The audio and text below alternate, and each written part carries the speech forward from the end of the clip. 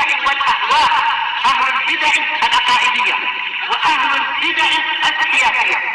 نقول بيننا وبينكم السلف، بيننا وبينكم الكتب، كان فيقول البدع بيننا وبينكم.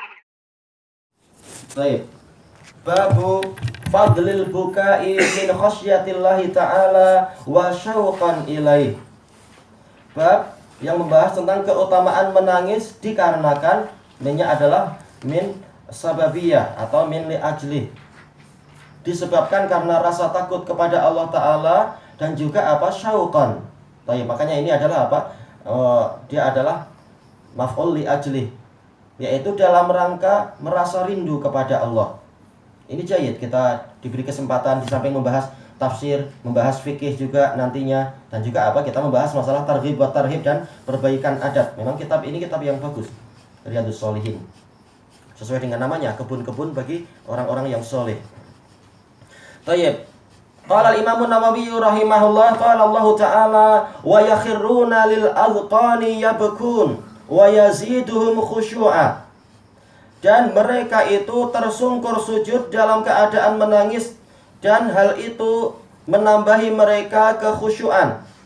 Yaziduhum, jelas apa? Fa'ilnya adalah huwa, tapi huwanya kembali kemana? Maka kita perlu apa? Membaca lafaz-lafaz yang sebelumnya. Qul aminu bihi aw la tu'minu. Innal ladzina utul ilma min qablihi. Apa itu? Yakhirruna lil azqani sujada wa yaquluna subhana rabbina in kana wa'du rabbina lamaf'ula. Kemudian masuk ke ayat ini, wa yakhirruna lil azqani yabkun. Jadi Allah Ta'ala berfirman kepada orang-orang kufar, yaitu apa? Kalian beriman kepada Quran ataupun kalian tidak beriman, itu apa? Saya tidak peduli, saya tidak kisah. Kenapa? Yang penting bagi saya adalah apa? Orang-orang yang berilmu. Innal ladzina utul ilma min qablih, sesungguhnya orang-orang yang telah diberi ilmu sebelum ini, yaitu sebelum kembali ke Rasulullah, atau hinya adalah kembali kepada apa? Kembali kepada Al-Qur'an. Tergantung yang diinginkan di sini, kembali ke siapa? Kembali ke wahyu ataukah kembali ke pembawa wahyunya? Tergantung. Yaitu para rasul. Mereka itu tersungkur sujud, mereka itu tersungkur dalam keadaan sujud. Dan mereka itu mengatakan, Maha suci Rabb kami, sesungguhnya janji Rabb kami adalah pasti akan ditunaikan. Lalu mereka tersungkur sujud lagi dalam keadaan menangis, dan Al-Quran itu menambahi kepada mereka kekhusyuan, yaitu apa? Mereka tahu ini adalah wahyu yang benar, sebagaimana wahyu yang dulu, sebagaimana yang dialami oleh Waraqah bin Naufal. Dia ulama besar, dia banyak apa? Menulis kitab suci, dan dia memilih apa? Aliran Nabi Isa alaihissalam, ajaran Nabi Isa. Dengan apa? Dengan wahyu yang masih murni, yaitu Injil yang masih murni. Nah, ketika tahu wahyu yang diturunkan kepada Muhammad SAW, maka apa? Beliau beriman, mengatakan ini sama dengan apa itu? Malaikat yang datang kepada Musa. Tayyib, menambah keimanan. Jadi apa yang diinginkan dalam rangkaian ayat itu dijelaskan oleh para mufassirun, kalau nggak salah disebutkan oleh Al-Qurtubi, ini terkait dengan apa? Tantangan orang-orang musyrikun kepada Nabi Muhammad SAW. Dengan apa? Mereka mukhtarihin, yaitu mereka membuat ide. Buktikan kebenaran wahai Muhammad dengan apa? Datangkan ini, datangkan ini, datangkan ini. Maka Allah Ta'ala menyuruh Nabi Muhammad SAW untuk apa? Untuk bersabda kepada mereka, sila kalian beriman atau sila kalian kufur, itu terserah. Kenapa?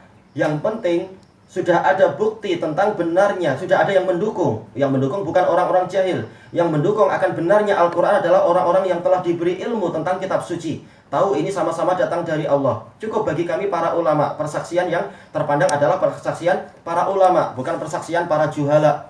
Makanya Allah Ta'ala berfirman, Syahidallahu annahu la ilaha illahu wal malaikatu wa ulul ilmi qaiman bil qist. Yaitu apa? Allah bersaksi bahwasanya tiada sembahan yang benar kecuali Dia. Demikian pula para malaikat bersaksi dan para ulama bersaksi. Dalam keadaan Allah menegakkan keadilan. Yang penting adalah ahli ilmunya, bukan apa? Orang-orang jahil. Maka dalam masalah ijtihad itu yang terpandang adalah ahli ilmunya, bukan apa? Ijtihadnya para tukang becak yang jahil. Demikian pula tukang-tukang yang lain yang bukan ahli Quran. Demikian pula dalam masalah apa itu ijma atau ikhtilaf, yang terpandang adalah para ulamanya, bukan apa orang-orang yang jahil. Makanya walaupun yang lain mengingkari, kalau kita dapat orang alim, maka itu cukup.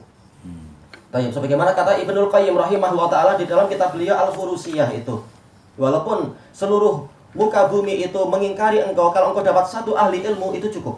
Ahli ilmu yang dia memang mencari dalil, dan dia itu adalah memurnikan diri untuk apa? Mencari kebenaran, bukan semata-mata ikut jumlah orang. Yang penting apa? Kita nggak sendirian. Ulama semuanya mengatakan haram, kita mengatakan halal, ini salah.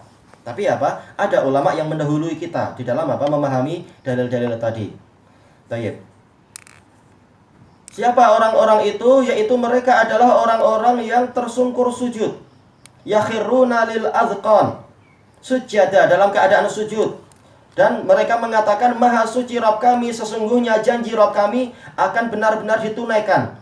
Yaitu apa? Janji yang mereka dapatkan di dalam apa? Di dalam yang tertulis di dalam kitab Injil, yang disebutkan oleh Nabi Isa, yang mengatakan apa? Mubasysyiran bi rasuli ya'ti min ba'di ismuhu Ahmad. Dan apa itu? Memberikan kabar gembira tentang datangnya Rasul setelahku yang namanya adalah Ahmad. Ternyata betul. Oh, ini orangnya namanya adalah Muhammad. Dan dia ternyata membawa wahyu yang isinya sama dengan isi Injil. Seperti yang dialami oleh siapa? Dialami oleh Najasyi dan para uskup dia itu. Sampai Najasyi mengatakan ini betul-betul datang dari miskah yang sama. Dari apa? Sumber lentera yang sama. Wahyu yang dibawa oleh Muhammad SAW. Ini orang yang tahu wahyu yang sebelumnya, dia tahu ini adalah yang dibawa oleh Muhammad adalah betul. Tayyib. Kemudian apa? Ternyata diulang lagi, wa yakhiruna lil azqan.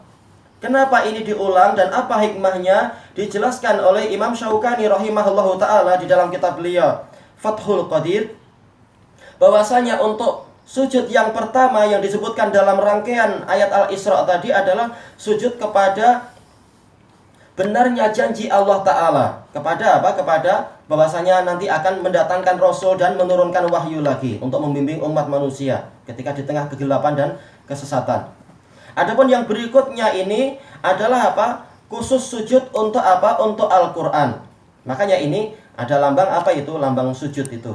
Dan ini adalah ijma' para ulama, dinukilkan oleh Imam Ibnu Katsir rahimahullahu ta'ala, bahwasanya ayat sujud itu ada berapa? Ada 15. Di antaranya adalah dalam Al-Isra ini. Baik. Wa yaziduhum, fa'ilnya adalah huwa, kembali kepada inzalul Quran. Diturunkannya Al-Quran itu menambahkan kekhusyuan kepada mereka dalam keadaan mereka sujud.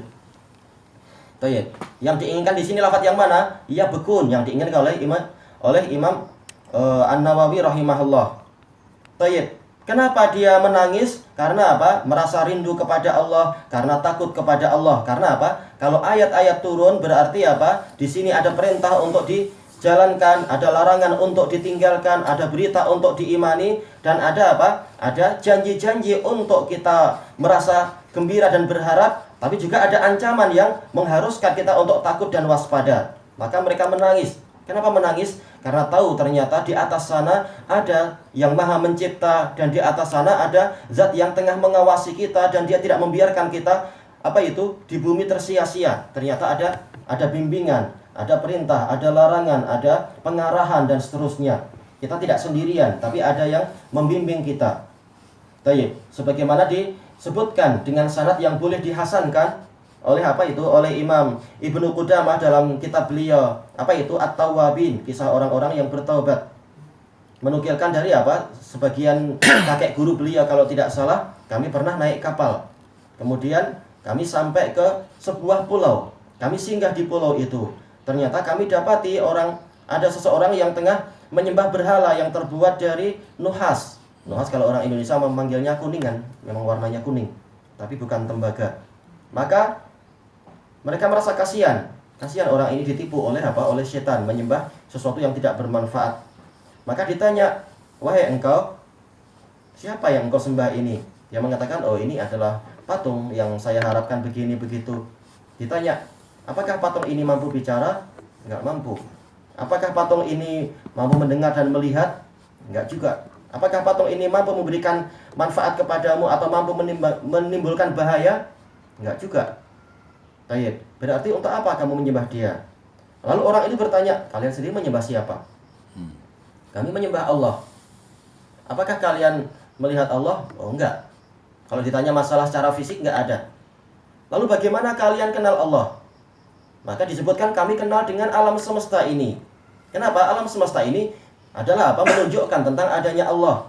Dan alam semesta sudah ada sebelum patung itu ada. Ya, jelas apa? Bukan patung itu yang layak untuk jadi Tuhan. Tapi bagaimana kalian tahu bahwasanya yang layak disembah adalah Allah? Oh, dia mengirimkan utusan. Dia mengirimkan utusan, iya. Dia tinggal di tengah-tengah kalian, iya. Dia tinggal di tengah-tengah kami, yaitu apa? Di umat ini. Apa yang dilakukan utusan itu? Memberikan bimbingan ini, bimbingan itu. Disebutkan bimbingan baik-baik, untuk beradab yang baik, untuk ibadah yang bagus, ibadah yang solehah, makanan yang halal, meninggalkan yang buruk-buruk, yang najis-najis, dan seterusnya. Maka dia mengatakan, oh ajaran itu baik.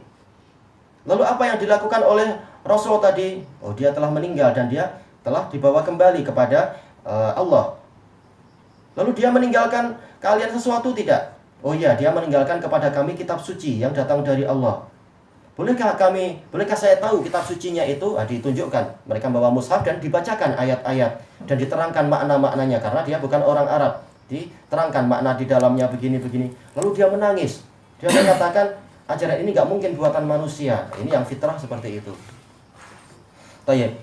Yaitu apa? Dia tahu betul-betul memang kita nggak sendirian dan tidak disuruh untuk pening-pening mencari Tuhan sendiri. Ternyata apa? Tuhan telah mengirimkan utusan dan mengirimkan apa? Jejak-jejaknya. Ada apa? Ada surat. Bahkan suratnya nggak tanggung-tanggung. Ada 6.666 ayat. Banyak bimbingan, banyak perkara yang indah di dalamnya. Dan seterusnya. Tayyib. Kemudian apa? Akhirnya dia masuk Islam. Tayyib. Ini yang kita inginkan di sini. Orangnya sampai menangis. Tahu ini adalah apa? Bukan buatan sesama manusia. Ini adalah surat yang datang dari penguasa yang ada di atas langit itu. Tayyib. Dan kisahnya masih panjang. Dia ini. Kemudian apa? Kita kembali ke pembahasan yang nggak apalah, kita lanjut sedikit sekalian kisahnya itu.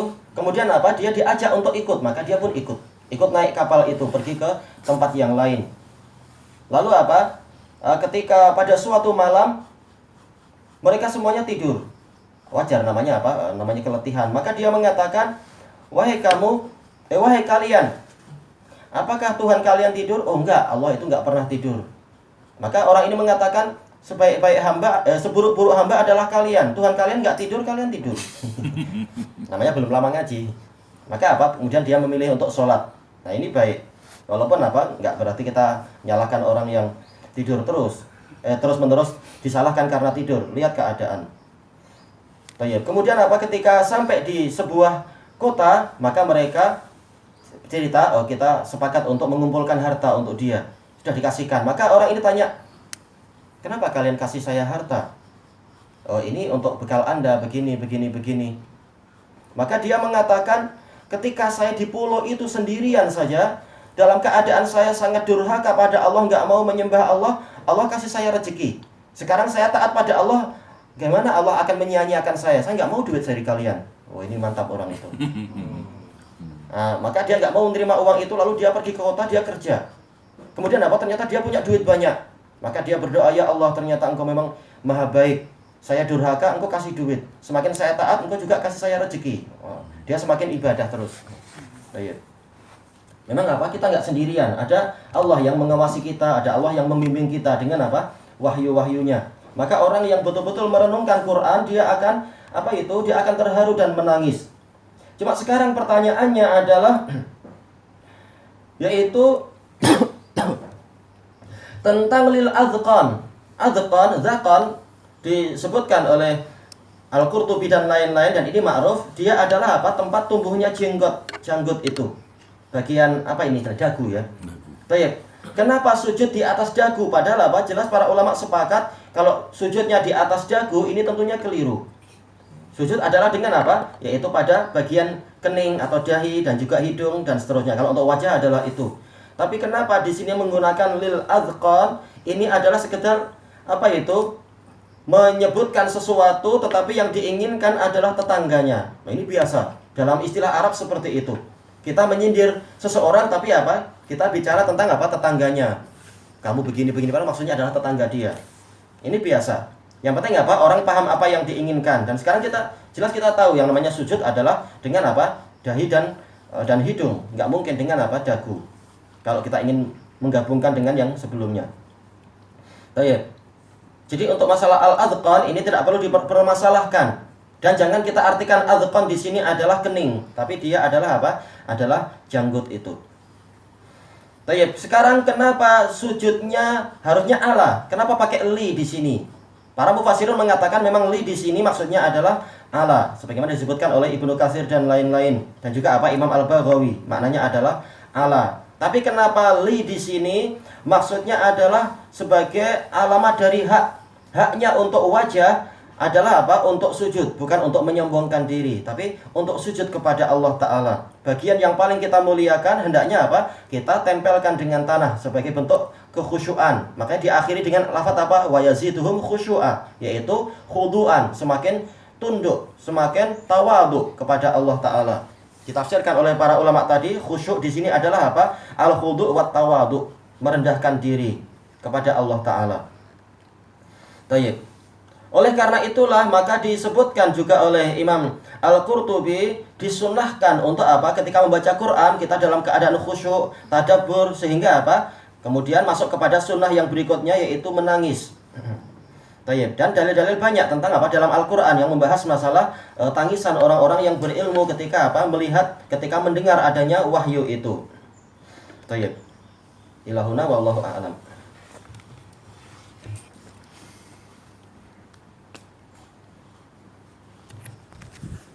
Pembahasannya panjang, tapi mungkin kita lanjut besok-besok tentang masih ayat ini.